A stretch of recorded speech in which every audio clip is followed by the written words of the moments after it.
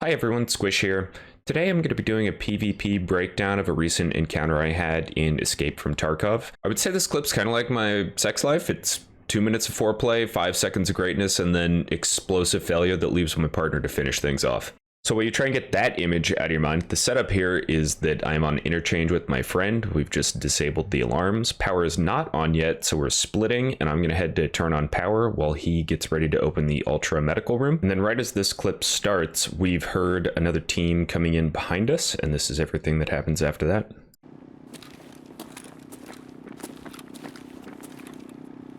We're in by the alarm room. Do you want me to come back down? No, hold.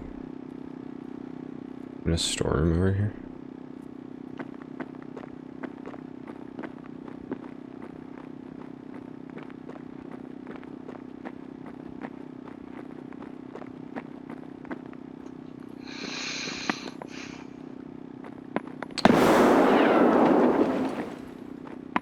Start to come down.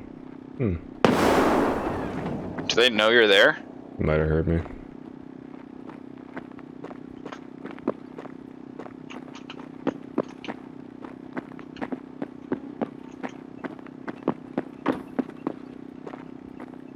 It might come up towards you. That's what I was baiting. Are they coming up towards you? Yep. They are. Are they pushing you? They had flashlights on the stairs. Yep, they're pushing.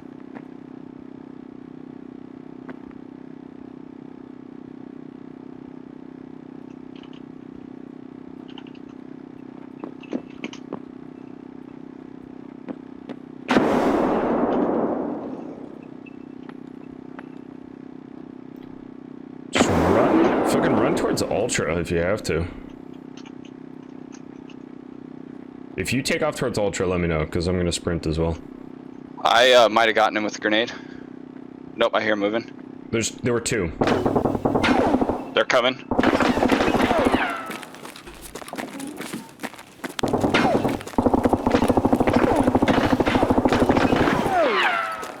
I'm hit. Are they on the steps? Are they on the steps or top? Yes, they're top. They're up. Got one. Got the other. Nice, nice, nice. It's me, it's me, it's me. Yeah! There's a third. So any death in Tarkov is rough, but Inch did wind up killing that guy, so we won the 3v2 and had a pretty effective pinch there. There is a lot to unpack just leading up to my push up the steps, and then there's some things that I was really happy with on my push up to the steps. They heard footsteps here, and they don't know where the footsteps were. They've seen that the alarm button room is open, and so the enemy team is just, they're chucking nades, they're trying to make sure that they're not going to get camped and ratted on like I'm trying to do right here. And Do they know you're Inch there? didn't know that this guy was pushing up right here to this doorway. But luckily right now, Inch actually takes off down the hall towards the double doors at the top of the steps. They hear him. One of the guys shuts this door to make sure that they can't get flanked. And then really this entire moment here of deciding when I should push was really rough because I didn't know how far up the steps they were and I didn't want to push in too quickly. It's kind of dark. I didn't want to expose myself with my flashlight. I was very afraid of them having a flank watch that would kill me as I push up. Nope, I hear him moving. There were two. So when there starts being gunfire, I'm like, all right, someone has seen someone, I need to get up there. So I start to push in, and I'm fairly confident that I'm not going to run into anyone on these stairs, but I'm still trying to be very careful and not be caught in a sprint here. And otherwise, if I'm just in sprint, they could head tap me on my way up, and this entire flank's going to be pointless.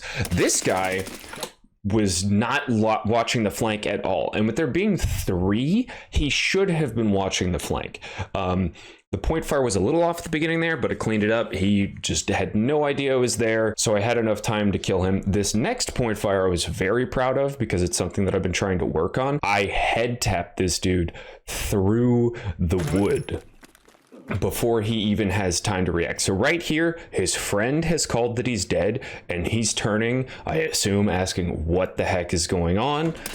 And all of a sudden, you know, their push on Inch through this doorway has turned to chaos. And a really big problem in this moment is that the math that we were doing in our head was off, because I had only ever heard 2 footsteps, and Inch had probably only ever heard 2 footsteps. We didn't think that it was a full squad. You know, they were never all 3 at one time clomping around so much that I was able to hear a 3rd person. So as soon as I got the 2nd guy down, I thought that we were clear and could start looting. To successfully get out of this situation, one of us has to push. We can't push at the same time because I'm wired up from killing 2. He's wired up from getting pushed. And we need to, if we both push at the same time, we're probably going to wind up having a team kill. If we assume that there's a 3rd, even if we don't know there's a 3rd, it's highly likely that that guy's facing back towards me because someone has just come through and mowed down 2 of his friends. I should have said I'm in the stairs and had Inch push towards me,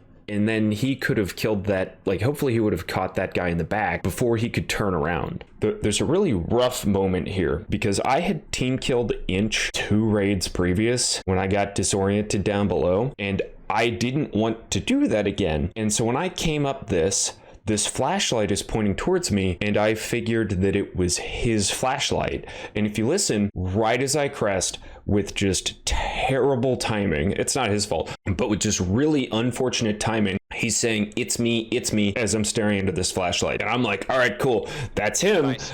It's me. And then I'm dead. And he calls, there's a 3rd. I can't be mad at him for that. It's unfortunate. It's just something that we hadn't ever really had to work on before. We've mostly run into duos lately. So I hope you found that helpful to kind of break down what I felt was a pretty good flank right up until the end there. It helps you think about the things that you need to be communicating with your teammate and how to approach flanks like this where you don't have good information about where your teammates are. The outro is undeniably the worst part of YouTube, but you made it this far, so you may as well hit the sub button. Otherwise, I'll see you in the next one.